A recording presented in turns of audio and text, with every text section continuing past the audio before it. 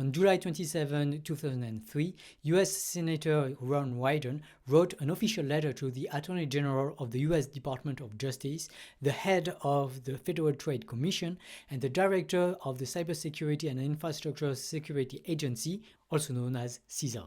In other words, the letter calls out the three most culpable people in the world in the regulation of private American digital companies. It opens with the following sentence, I quote, "I write to suggest that your agencies take action to hold Microsoft responsible for its negligent cybersecurity practices, which enabled a successful Chinese espionage campaign against the United States government." In this letter, Wyden is referring to suspicious anomalies detected in June 2023 by CISA and the Federal Bureau of Investigation, better known as the FBI. It was only once these anomalies had been detected that Microsoft launched an investigation into a cyber attack in progress. This forced them to recognize the critical flaws in the operation of their cloud services, including email services such as Microsoft Outlook and Microsoft Exchange. In particular, many critical US government accounts, which are used for all kinds of highly sensitive and classified exchanges, had been hacked, probably by a Chinese group called Storm 0558. Now, as we shall see, this is far from the first time that major vulnerabilities have been found in critical Microsoft systems, which are already massively purchased and used by many major organizations, such as the government of the world's most powerful economy, but also most probably by the company in which you, dear viewers, work. Moreover, other accusations of irresponsible negligence have since been made, which I shall be discussing in a bit. But in the current context of growing geopolitical tension around the world, with coups in Africa, war in Ukraine, provocations from China, and the normalization of hate in the world's most solid democracies, in a context where cybercrime is proliferating and becoming increasingly profitable with an exponential growth of the cost it generates, and given the involvement of a growing diversity of malicious actors, in a context where, above all, every organization in the world, from governments to banks to power grids to hospitals, are becoming increasingly more and more dependent on the smooth running of the cloud, that is, information services managed remotely by companies like Microsoft, the discovery of the exploitation of the Microsoft cloud by Chinese hackers is a serious source of concern, even beyond the case of US government emails. There's an old saying that nobody ever got fired for buying Microsoft. The history of Microsoft vulnerabilities should arguably challenge this saying. Knowing everything we know about the company's neglect of cybersecurity, and knowing to what extent the economic security of companies and therefore the financial stability of its employees depends on cybersecurity, purchasing Microsoft products without assessing the associated risks should be regarded as inadmissible. In fact, today there is a far from negligible probability that accepting a Microsoft information service for your company is actually allowing cybercriminal actors such as competitors and foreign governments access to your company's sensitive information or even to control of your cloud operations. Given the known vulnerabilities of Microsoft Cloud, it would be irresponsible not to question the digital habits of our companies. Historically, one of the first big shocks to the American government was the terrorist attack of September 18, 2001. Yes, I did say September 18. 1 week after the one you know about, which attacked the World Trade Center towers in New York, a hybrid computer worm caused unprecedented catastrophes. The worm was called NIMDA, which is letter for letter inverse of admin. It exploited vulnerabilities in Microsoft systems to replicate and propagate itself from machines to machines. This caused all kinds of information overload in information systems, which prevented machines from performing the tasks that they were programmed to do. But while it's true that NIMDA was spectacular and very costly, it was actually not the greatest fear of the American Defense Department, which was far more concerned about attacks capable of taking control of critical information systems without being detectable. The most dangerous enemies are the ones that you cannot see, and for months, the infiltration of Microsoft by Chinese hackers was of this kind. In any case, it is in a post-9/11 era of great concern for national security risks that Microsoft was put under heavy pressure from the American authorities. This is likely what prompted a memo from Bill Gates, Microsoft's billionaire founder, which intended to mark the day when cybersecurity became the company's highest priority. I'm quoting, "Within 10 years, computing will be an integral and indispensable part of almost everything we do. Microsoft and the computer industry will only succeed in that world if chief information officers, consumers, and everyone else sees that Microsoft has created a platform for trustworthy computing." If the first part of this quote is a very accurate prediction, the second is in fact highly questionable, not least because citizens and governments have consistently been failing to pay sufficient attention to the notion of digital trust. As long as monumental scandals of cybersecurity negligence are ignored, we seem doomed to be trusting digital tools that we shouldn't be trusting, like ultra-connected phones with always functioning microphones, applications controlled by authoritarian governments already engaged in cyber warfare, like TikTok, or computing machines with an extremely poor cybersecurity track record in which we nevertheless store so much sensitive data and with which we access systems we would like to be the only ones to control, like our bank accounts. In fact, I'd say that if he really wanted to optimize his philanthropy, Bill Gates should probably take a much greater interest in cybersecurity, especially the one that the company he founded seems to be handling so carelessly, thereby potentially exposing billions of users, millions of businesses, and thousands of governments and other international organizations. Now, to be fair to Microsoft, since 2001, they've definitely improved. For one thing, in October 2003, they introduced Patch Tuesday. On the second Tuesday of every month, critical security updates were offered and were to be carried out by customers to protect their systems. Though this also led to what is known as Wednesday exploits, which attempt to hack Microsoft systems that have not been updated yet. And this is the perfect opportunity for me to invite you to update your software as soon as an update is available, especially the applications that communicate extensively with the internet, like Firefox, Chrome, or Edge web browsers. That being said, now that computing is moving very fast, monthly updates seem inappropriate according to many experts, especially developers of open source systems like Linux, who prefer to release security updates as soon as they become available, instead of leaving a delay during which the vulnerability known to the developer can be leaked and be known to the cyber criminals. In any case, despite Bill Gates' memo and despite an improvement in the attention given to security by Microsoft, for 2 decades now, critical flaws in Microsoft systems have been discovered again and again. More importantly, they have been exploited by cyber criminals.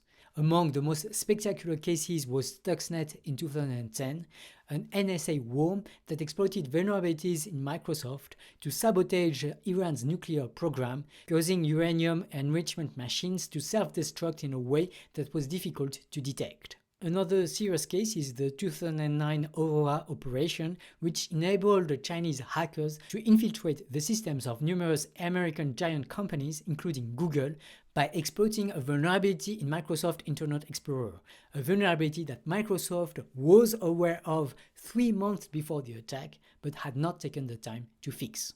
Then, in 2017, there was the case of WannaCry, a computer worm attributed to North Korea, which exploits vulnerabilities in older Microsoft systems, encrypts data on the target machine, and demands a Bitcoin ransom to decrypt the data. This is known as a ransomware attack. And then more recently, in 2020, Russian hackers hacked SolarWinds, exploiting vulnerabilities in Microsoft to penetrate several parts of the US government and to leak sensitive data. In his letter, Senator Ron Wyden points out that Microsoft had known about the vulnerabilities in its authentication system since 2017, 3 years before the Russian hackers' attack took place. But once again, Microsoft didn't fix the vulnerability, nor did it warn its customers who were using its vulnerable technologies. As Wyden writes, Microsoft never took responsibility for its role in the SolarWinds hacking campaign. Instead, Microsoft used the incident as an opportunity to promote its Azure AD product. Microsoft's customers heard the message, "It is too hard to secure these keys on your own servers, so let Microsoft do it for you." In the 3 years since this high-profile hacking campaign, Microsoft's cloud security business revenues have ballooned to over $20 billion a year. And this makes the critical vulnerabilities in Microsoft's mail services all the more inexcusable, especially given that their recent communications have focused on ChatGPT, a solution that itself was rapidly hacked. And yet, we're still a long way from scratching the surface of the immense iceberg of the major cybersecurity vulnerabilities present in Microsoft products. I just mentioned 2 more particularly revealing ones. On June 4th, 2021, the 32nd anniversary of the Tiananmen Square massacre, and while pro-democracy activists were being repressed in Hong Kong, searches for Tankman on Microsoft Bing censored the image and video of the courageous men who opposed the parade of the tanks of the Chinese army and who had since become the symbol of the months of pacifist pro-democracy demonstrations which the Chinese authorities punished in a horrific bloodbath. And while, rather than a hack, one might conjecture Microsoft's complicity with a bloodthirsty dictatorship, which is actually well documented in the case of the use of Microsoft Bing in the Chinese language, Microsoft preferred to officially speak of a human error. Whether it is a human error or not, Microsoft should be held accountable at least to pro-democracy activists in Hong Kong. Finally, more recently, in March 2023, the cybersecurity firm Tenable identified a critical vulnerability in Microsoft's cloud service, which, according to their CEO Amit Yoran, gave them access to a bank's authentication secrets. They alerted Microsoft but complained of the company's inattention to this critical vulnerability. 120 days after reporting the issue, the bank was still vulnerable. As Yoran writes, "This is grotesquely irresponsible, if not blatantly negligent." So, this summer, Microsoft did it again, with a vulnerability affecting its cloud service, which Microsoft claimed to be particularly secure to attract many new customers who were overwhelmed by cybersecurity issues. Customers' trust was once again betrayed, but given the media's inattention to this major event, I fear that customers will fail to reassess the appropriate trust that they should have in Microsoft's products. So, what happened? To understand, let me first present the authentication system that Microsoft set up for its online services and how it was supposed to guarantee the security of customer information and their access to Microsoft Cloud applications. Well, actually, we're just going to sketch out the broad outlines with a few simplifications so that you don't get lost. Basically, to use Microsoft services, you'll first have to go through an authentication procedure. To do this, you need to send authentication information to a Microsoft server, typically multiple authentications like a password and confirmation by phone. If all goes well, the Microsoft Authentication Server will send you an authentication token, which the server will certify by including a cryptographic signature produced with a signing key. Put differently, the cryptographic signature is a verifiable certificate that can only be generated by a machine that possesses the signing key. Remember, the token is certified by being signed by the signing key, which is supposed to be extremely secret and to only be stored on Microsoft servers to which no human should have access. This will be important to understand the hack of the Chinese group.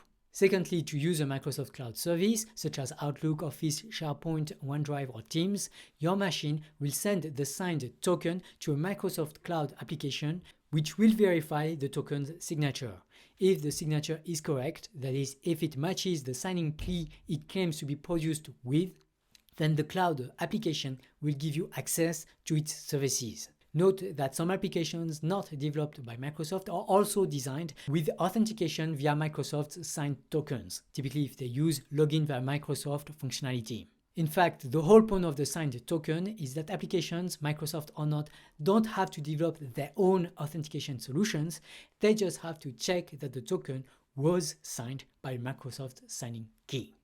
But then, as you can imagine, the security of the signing key is absolutely critical. As we've seen, many Microsoft applications simply check the validity of the signature of a token submitted to them to give access to their services as specified by the token. And that's why the signature key follows additional security procedures in the Microsoft system. For a start, this key eventually expires. This prevents a stolen key from allowing indefinite access. What's more, it is supposed to exist only in the production environment, which is detached from the network of Microsoft employees' machines. In particular, not even Microsoft employees have access to the signing key. This is sometimes referred to as sandboxing. Access to the production environment is restricted, and in this case, it is forbidden to employees. But like all sandboxing schemes, there are still communication channels between the different sandboxes. One kind of information that flows from the production network to the employee network is the transfer of crash information. If a machine on the production network has a crash, then employees are given access to information about the crash to enable them to understand and repair the crash. Okay, we now have everything we need to understand the cyber attack on the Microsoft cloud, or at least what Microsoft was willing to reveal under the pressure of Senator Ron Wyden. In April 2021, there was a crash in the production network. A recording was then made of the state of the system at the time of the crash. Microsoft calls it a crash dump. This crash dump was transferred to the employee network. But as you might guess, apparently due to a bug, the crash dump contained a Microsoft signing key. And Microsoft's sensitive information detection tools failed to detect the presence of this extremely sensitive key in the crash dump. The key then ended up on the employee network, which is less secure, if only because Microsoft employees have access to it. According to Microsoft, the account of a Microsoft engineer actually got hacked, apparently by the Chinese hackers. This gave the hackers access to the crash dump and therefore to the private key. This enabled them to create authentication tokens and to sign them with a valid Microsoft signing key. These signed tokens then gave them illicit access to Microsoft cloud services such as the emails of customers of this service. Now, in principle, the attackers should not have been able to go very far with this because the key that they stole was supposed to expire by April 2021 and a priori they accessed it after April 2021. But strangely enough, Microsoft's applications had not encoded this expiration and they allowed the attackers to continue exploiting the signing key until July 2023 when Microsoft realized that the signing key was misused. Now, what we do know is that this signing key was used to access Outlook emails from US government agencies. And yeah, allowing a foreign power to access the confidential exchanges of a country's leaders is already extremely serious, but it's doubtful that the hack stopped here.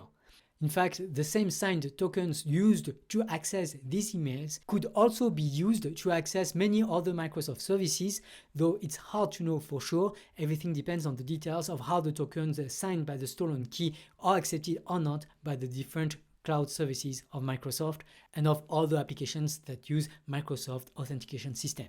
In any case, it is unlikely that these hackers did not try to infiltrate more targets and in particular to establish a persistent presence in many customers' cloud services. The cybersecurity firm Wiz considers possible that the attackers modified the authentication mechanisms in the applications that they hacked, through which they could log in the applications at any time in the future.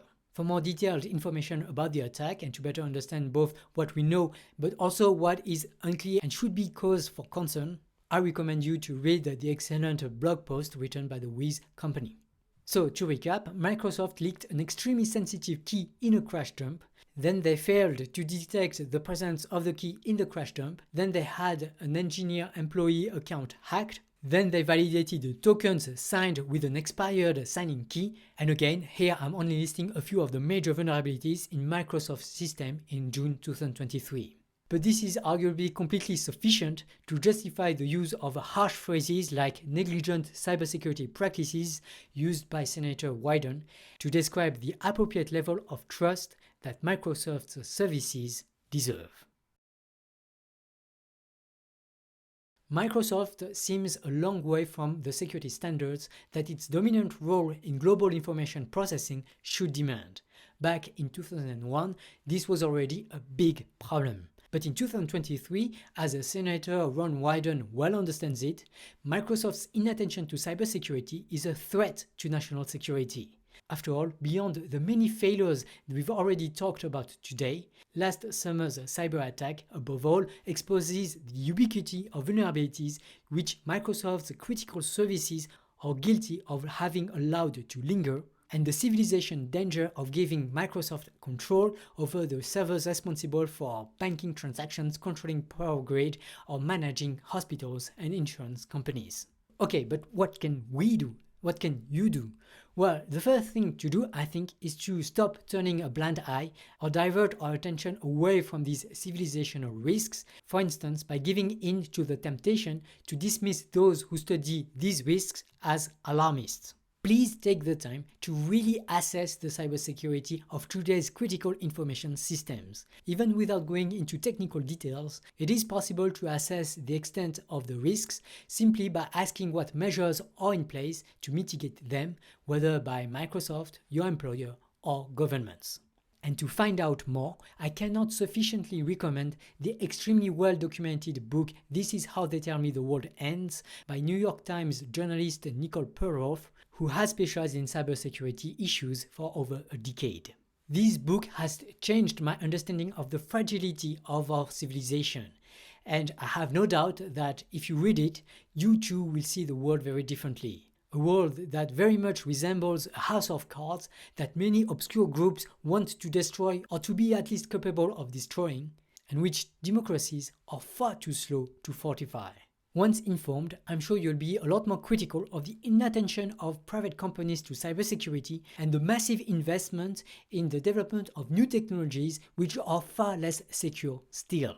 In particular, rather than blindly buying services from Microsoft, because that's what everyone does and no one's ever been fired for it, I hope that you consider alternative solutions, especially those with a much less appalling cybersecurity track record, as French administrations are starting to do. That said, a more effective solution for drastically increasing the cybersecurity of your company and of our civilization in general is digital frugality. In particular, the fewer applications you have on your computers, tablets, and phones, the fewer vectors there will be through which cybercriminals can compromise your information. Do you really need to install on your business phone an application that stylizes your portraits with a generative AI algorithm? In particular, the simplest measure you can take to drastically increase your cybersecurity is to uninstall all the obscure and non-essential plugins you're using in your web browsers, and even more so in your development environments such as Microsoft VS Code. And if you can do a task without using ChatGPT or any other hastily developed solution, I can only encourage you and your company to do without, and thus reduce what cybersecurity researchers call the attack surface.